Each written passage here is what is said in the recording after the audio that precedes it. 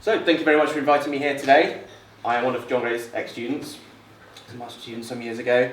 But today I'm going to be talking about my PhD work on the topic of mute swans and chalkstreams, which I'm sure many of you are familiar with. Some probably wish you weren't so familiar with it.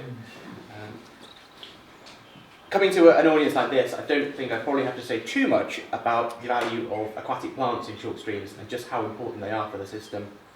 Many of you will be familiar with the common species, both the submerged plants and the emergent plants that you'll have in your fisheries, and just what they do for the system, both in terms of providing habitat, cover from predators and from flow, providing food, both as living aquatic plants, but also as dead, as detritus, and how they interact with all the physical processes that go on in chalkstreams, whether that's modifying the flow and patterns of sediment deposition.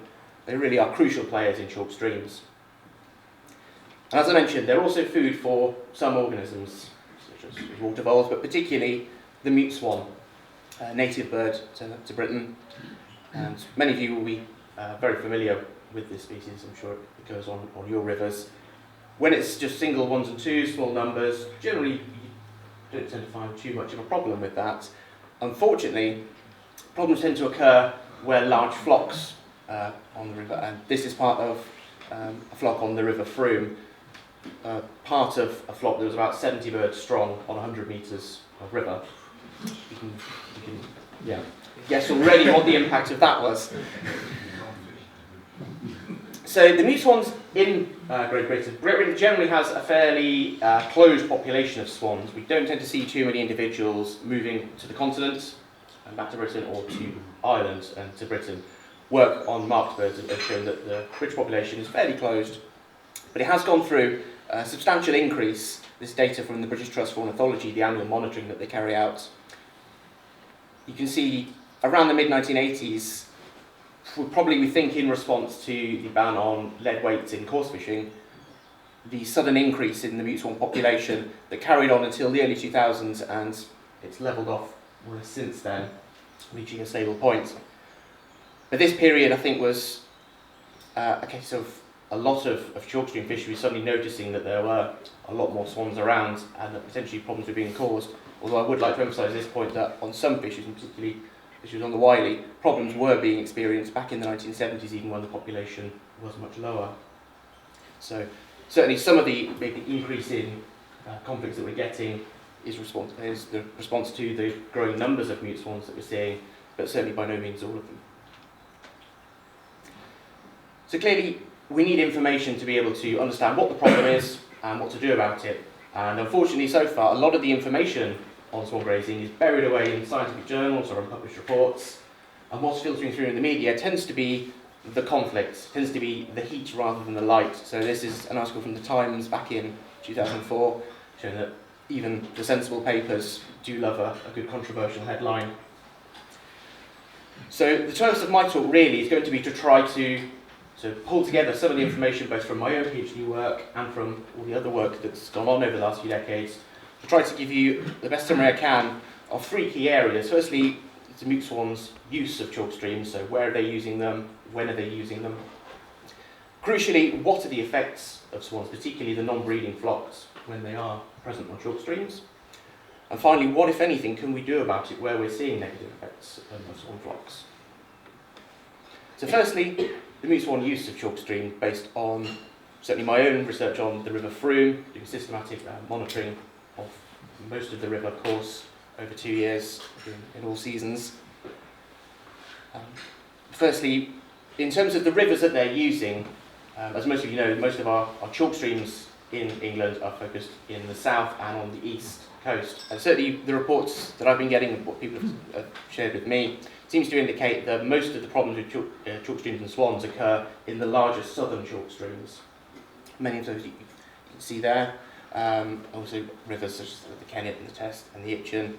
These smaller chalkstreams on the east coast don't seem to be so badly affected, possibly because they are smaller.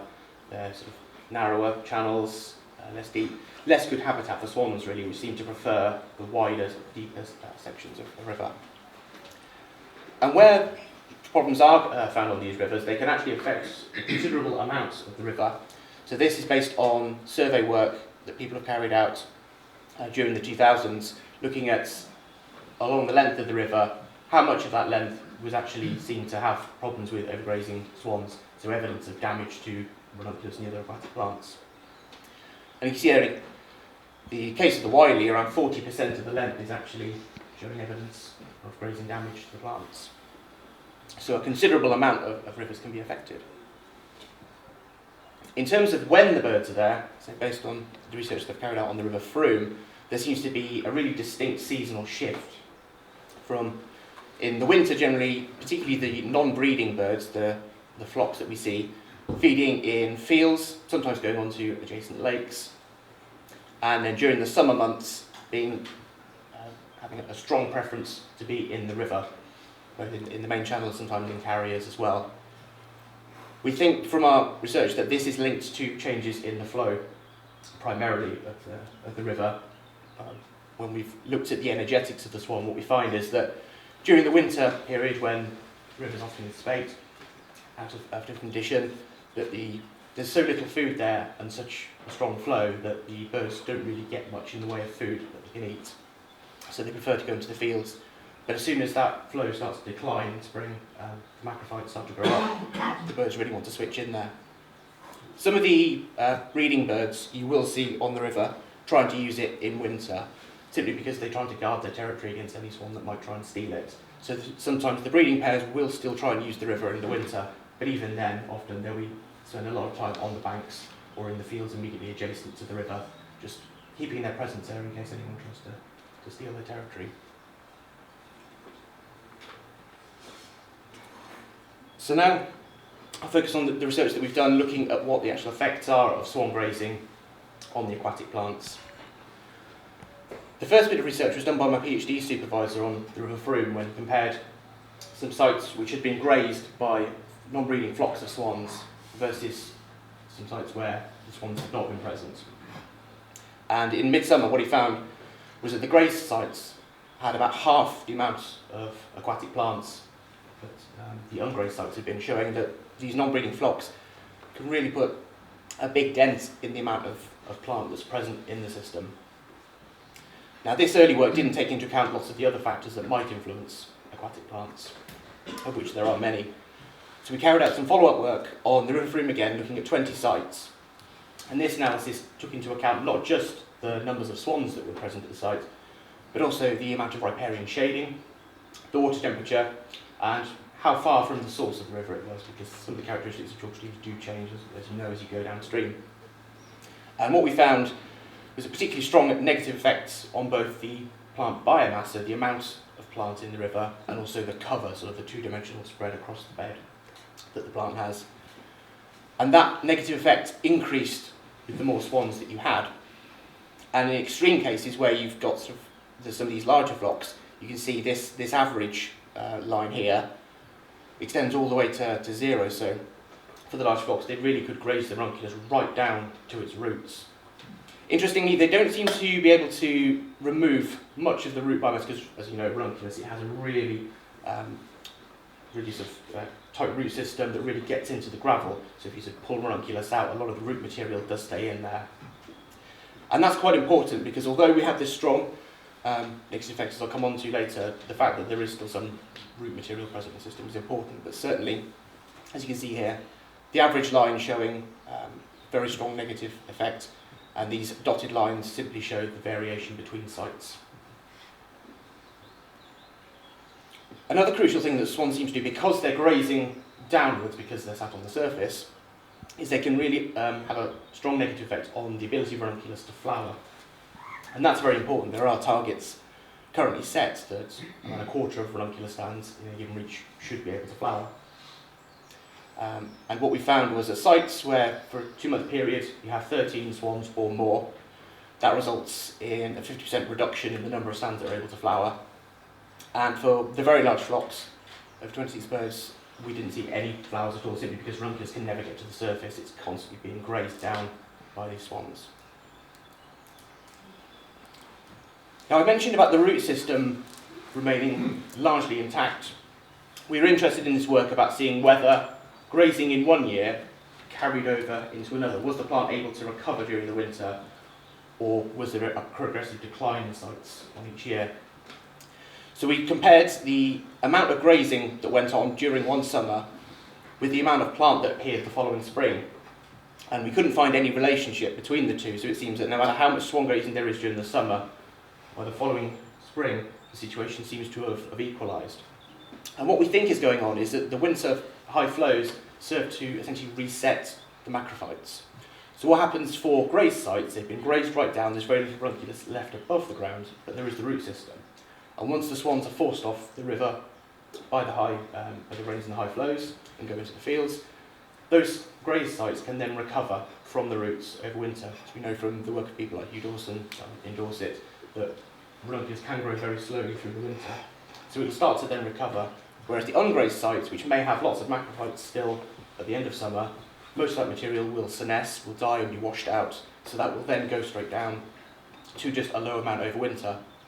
So you've got the grazed sites recovering during winter, and the ungrazed sites coming down in biomass, and it seems that more or less by the spring, things have equalised. There's a lot that we don't know, particularly in terms of the wider effects of the swans on the ecosystem. Currently, we don't know what the effects of this loss of macrophytes on the invertebrates and on the fish, and the wider effects on the ecosystem, such as on the hydrology. There was a recent report by Wessex Water, which at one of their gauging stations they noticed a sudden drop in level that coincided with a flock of mute swans arriving and eating lots of the plants, possibly because as the plants start to be removed, the water isn't being held back as much. So potentially there are implications for hydrology, but we're only just starting to get to grips with what those might be. Certainly we might expect there to be a big impact on things like the invertebrates because the aquatic plants are so important. This is some work by J.F. Wright and colleagues, which showed the numbers of invertebrates that you see on both the macrophytes, these green bars here, and just on unvegetated gravel. And you can see that the macrophytes consistently have more invertebrates in them. So we might expect that as these macrophytes are lost, that does have a big impact on the invertebrate community, but the research isn't there yet to actually quantify what the impact might be. So finally, the million-dollar question, what can be done about it? Those ones are. And many things have been tried, and I'll present the conclusion now is that nothing has been particularly effective that's been tried so far. Either things that we've tried to help with or things that we've read about other people have tried. So the first two, I think, are the common responses, trying to scare the birds away or trying to exclude them, perhaps by stringing some wire across. The problem is with both of these is that Chalkstream habitat generally is a very good habitat for swans. They really want to be there because the food is so good. And it's actually very difficult to get these to work, particularly often because they're done in a bit of an ad hoc fashion, so because people are busy, they don't have time to be on the river 24/7 trying to shoo away swans. And swans may not be particularly clever birds, but they are very persistent. So simply because it's good habitat and because they want to feed on it, it's been difficult to get these to work. I'd be really interested to hear people's own experiences of this throughout the day, particularly if you've had success in making it work. Because at the moment we don't really have much quantitative information about how long you should scare the birds for or what type of fencing or wiring could work. And particularly there's a problem with scaring in that if you just do it at a very low level, you'll displace the birds for a little while, but they'll come back. And because they've spent a lot of energy potentially moving away and coming back, they may then need more to replace that lost energy. So you might actually make the problem worse if you scare just at a low intensity. So it's important actually to try to work out how much is enough to scare and what is too little. A couple of other things which have been tried with not much except managing swan numbers, trying to encourage the very aggressive breeding pairs to act as guards against the non-breeding flocks, which, as I mentioned, tend to be the ones that do the most damage to aquatic plants. And also the use of sacrificial feeding areas adjacent to rivers. Now that's been something that's been used very successfully to manage conflicts with geese and also mute swans feeding in farmers' fields up in Scotland. This idea that you set aside an area and that's where you allow the grazing to happen and you get the swans or the geese to go there and then the rest of the habitat is undisturbed. And that's difficult to get to work in practice, as I'll go on to show. Firstly, there have been some attempts to try to manage swan numbers, particularly through the boiling of eggs or pricking of eggs, to try to manipulate the numbers of swans that are being born in a territory, or by translocating birds away, taking them off a particularly hard-hit fishery and taking them somewhere far away, letting them go. The problem with both of those in practice, as this paper from the Central Science Laboratory, who carried out a trial on the Wiley Avon in the late 90s to 2000s, is that it's actually difficult to see any effects of this action on the swan numbers because the swan population in this country is very mobile. Birds moving around, they're a big, highly mobile bird. They can cover tens of miles, hundreds of miles very easily. And the problem is that the birds that you see on any given fishery were quite unlikely to have been born there. They've probably come there from potentially hundreds of miles away because it's a very good habitat. So if you take a few birds away, they're very likely to be replaced almost instantly by other birds coming into the area, and the numbers will top back up to whatever that habitat can support. It's essentially akin to sort of going down to the beach and trying to dig a hole in very wet sand. As fast as you're trying to take the sand out, it's just pouring back in. So the experiences of trying to get this to work have been met with limited success, really. A couple of other points along the lines of managing numbers. In a paper by Trump et al. In 1994, they described an incident on the Wiley where they had 70 swans were illegally killed in the late 1970s. But the population recovered quite quickly again because birds are coming in from the outside. Similarly, there have been some small-scale translocations that described in this report by Morsley, but again, didn't seem to actually solve the problem, certainly not apart from in the very short term. And simply, and a couple of population models that have been done by myself and others, using the data that we have available, have again shown that the actual numbers of birds that you would need to translocate away are improbably high. So in terms of about 60% of the non-breeding birds would need to be removed from an area each year in order to prevent the grazing damage. And unfortunately, given that the swan population is as high as it is and the risk of exporting these grazing problems to other areas, it's difficult to see that translocation is going to be an effective way of solving the problem. There have been attempts to try to utilise these aggressive breeding pairs. There was, again, on the Hampshire Avon in the late 90s, an attempt made to try to get the birds to nest in strategic locations to defend good areas of fishery. And so nesting platforms were put out in what people considered to be good areas, and unfortunately the birds didn't play ball and chose to nest in none of those areas, did completely their own thing, and so the trial didn't work. But I would hold out one bit of hope there, and that's that the information used to determine what was a good swan breeding area was actually taken for some reason from areas in the Midlands, which weren't chalk streams at all. So it's possible that actually the information that went into this was could have been improved by actually using better information on where in the chalk streams we'd like to use. So potentially there is some mileage in this, and I'd be really interested to hear from you who have these problems as to whether having breeding pairs in your fishery has actually helped against the non-breeding birds at all, or whether you actually find that these breeding pairs quickly become overwhelmed by the non-breeding birds, because there's only so much chasing that the adult males can do. Final comment to this idea of sacrificial fields. So in terms of the pasture grass fields that generally surround chalk streams, we did some work to look at whether that could ever be an attractive option for the swans in terms of trying to move them away. And unfortunately what we found is that pasture grass itself is just too poor a food resource, no matter how well it's been fertilised for cattle and sheep. It's a very tough plant. So when you look at the actual raw amount of energy in it, you can see there it's actually higher than the aquatic plants, as you might expect for something that we feed to our livestock. But unfortunately, because it's a very tough plant, it's got a lot of structural tissues to help it stay upright, which the aquatic plants, because they're in water, don't need. When you actually look at how much energy the swans can get out of it through their digestion, the macrophytes are the best food far and away. Because unlike the cattle and the sheep, swans don't have in their stomach the bacteria that ruminants, mammals have to help them digest the plant material. Birds, as herbivores, aren't very good, and that's kind of the problem, is because a swan like this of around 10 kilos has to eat probably around sort of 3 to 4 kilos of fresh vegetation per day, because they're very inefficient at feeding, so they sort of eat lots, digest it fairly badly.